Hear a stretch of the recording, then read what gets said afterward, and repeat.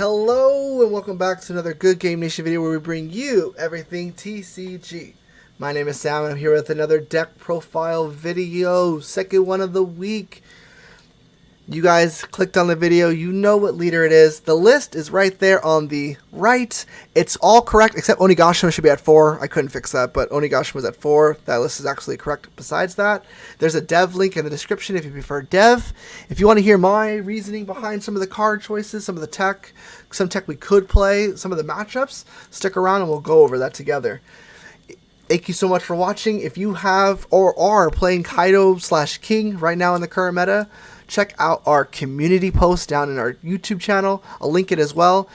Post your deck profile. We wanted to do a community Meta Monday video, and maybe your deck will be featured in that video soon.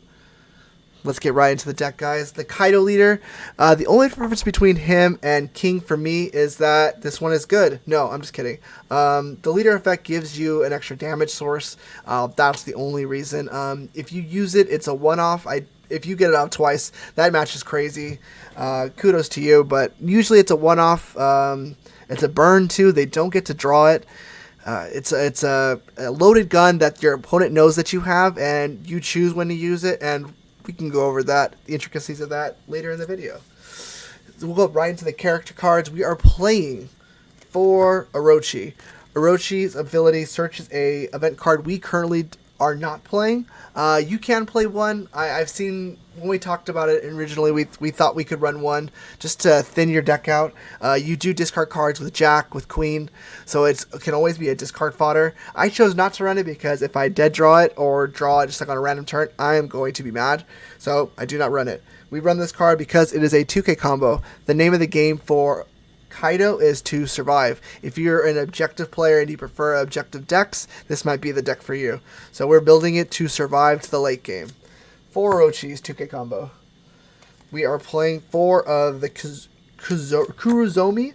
She is a 2-drop blocker. The only difference between her and Black Maria, which we play 3 of, is that this one has 3K power and this one has 2. That's about it. You could definitely play 4 and 4. I definitely have played 4 and 4. I cut one just to make room for a little extra combo power. The only thing I did. You could definitely do the opposite if you prefer the opposite. 7 blockers, 2 drops. We do play more ramp. We play Sasaki, also a 2K combo. This is a slower ramp. You do have to play it and attack, so it does take a turn for a 2 ramp. But it is the only ramp that has a 2K combo. You can play ulti if you prefer the ramp. Ulti is a more demanding card. If you do get it off, you have to. It costs 3, and it definitely costs your whole turn. It helps you set up the 6-drop King play. So it's a totally different card, totally different route. If you want to take it, you can. I preferred the consistency out of the counter power, so I chose Tasaki. Boom. And then we have 2 Jacks. Again, these were ultis. I prefer ulti as a card. The only reason I'm playing Jack is I like the idea of discarding cards. There's a lot of cards that are dead. You run 4 Nigashimas, you only need 1. King is a card you probably only play 2 of on the board. I usually discard regular ones. 10-drop, 9-drop, all cards without combo power, counter power. Again, helps you get your 6-drop King out if you do not rip your Onigashima. An alternative card just in case. 2 Jacks. 3 ultis. These are one of the cards that I was adjusting when I was building. It saw different counts. I took out one of the Orochis to play one of these. You could do, however, it feels ulti's only in here because she is a 2K combo. I never really play her. Like I said, the name of the game is to survive. The only real cards that we're playing at this point are the Kuruzomi, the Black Marias, Jack, and then Queen, which is the coming up shortly. So 3 ultis, combo power. 4 X-Drakes, another 2K combo. We're running as many as we can. Survive, survive, survive. X-Drake does have a good effect, so if you have to choose between a 2K combo, choose the ulti. Choose the Orochi. Do not choose the Drake. Drake with the minus done chooses, or your opponent discards a card from their hand. Not a lot of cards in the game that do that. Late game, this card can be extra valuable as of course, a 2K combo, but as a playable card as well. Could be a follow-up to maybe a Kaido or a King play. Really, nuke your opponent's resources. 4 Queens, the best purple card. I don't know if there's much contest for that. Queen is a draw 2, discard 1 off 1 Dawn. Incredibly valuable. Also a 6K blocker. 5K and 7K, the game revolves around an odd number of power. So a 6K blocker, they have to either invest 6 to tie or 8 to go over and have you burn extra cards. But that usually costs 3 Dawn or whatever it costs. So Queen creates mathematical problems on top of being a very good on play card. Play 4. Queen is very good. 2 for... Ooh, I knew this guy's name. I pronounced him before this video. I swear I did. Fukurokuji? I butchered it. I'm sorry. 6-drop 8K vanilla. It's an off-tempo play. You can either play this or King on your 6-drop. This gives you another option. It's also a 8K, so if you need just a little more power, this threatens Kid, the 8-drop Kid. This is specifically why this is here. You can on-play it. There's not an only other card that you have that can kill it is your 10-drop King or your 10-drop Kaido. Sometimes that's not always a great play. This costs no resources to clash fairly with that 8K. 2. It also has combo power. So for King, this card is really strong off the second turn. If you have a ramp, you're coming off and playing King, and King kills everything on that turn. Incredible tempo play if you can rip Onigashima or Drake or Jack. King, strong tempo play. I run 4 because I want to see that play. 2 of the 7-drop Kings. I usually recommend 6 Kings. 6 Kings always. Either 3-3. I've seen 4-2. I've seen 4-2 the other way. I think this King has greater value when Law is more in the meta. If Law is not in your circuit or in your local meta a lot, I think at 2 this is more ideal. It's still good into Kid. It's still good into Zoro. But specifically against Law, this is a very, very, very strong card. So I think this is the current count. If you do 3 and 3, that's fine too. King, run 6. Then I run 3 of the 9-drop Kaido. This is the big guy. This is the guy I prefer to play. 10k power off a 9-drop, plus it kills something, and then it has Rush on top of it, all for minusing 5 Dawn. And if you have your Onigashima established, and it's not a huge cost, you can bounce back next turn with a King, with a Queen, lots of different options. An X-Drake if you want to nuke their hand. 9-drop Kaido, very strong, 3 of. And then I run 3 Dark Hole Kaidos. It's an option card. I personally not a huge fan of this card, but I think the threat of it is too important not to play. Again, very good into the Law matchup, very good into the Kid matchup. Odin, decks that revolve around them having to establish a strong board. This Kaido is very strong against. And that is most of the decks in the current meta. Kid, Law, Zoro. I've seen a couple Odins, Dofi, all decks that revolve around establishing a strong board. This card definitely hurts those styles. Then a couple cards left. I play 4 Brass Breaths. Cost 1, 4K combo. Hard to beat that value. All it costs is a Dawn. I play 4. And 4 Onigashimas. The deck really needs this right now. You could definitely run more ramp if you need to, but Onigashima is the best ramp. It's hard to argue against that. And if you draw multiple, you have cards that discard. You do have the Queen. You do have Jack. Onigashima 4.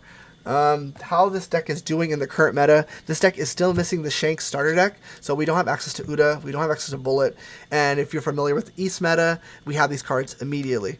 We're also in a set 1 meta, so if your local is a set 1 meta, Kaido can be rough. I might recommend more ramp. If you're playing a best of 1, more ultis, more jacks. You can sub out some of your extra 2k combos. Orochi's an easy card you could cut. Best of 2s, I probably prefer this list. More consistency. If you draw too much ramp, that's dead. But if you draw too much counter power, that's never dead. That's always good. For best of 1s, I recommend more ramp. For best of 3s, I recommend something more closer to this. Matchups. Red is survive. Just live. Spend your cards, live. Your big drops are the best in the game. That is what this deck is based around to get to your late drops. There's nothing in the current meta that can really hang with this. In set 2, blue definitely gets a power boost, and it'll get interesting. But if we can get confidently with 2 or 3 life to these guys, we did something correct. If we are not, we need to reevaluate how the earlier turns went and figure out what we can do differently to get to that point. Because if we can, these cards pop off. It's very hard for anyone's late game to even get close to this.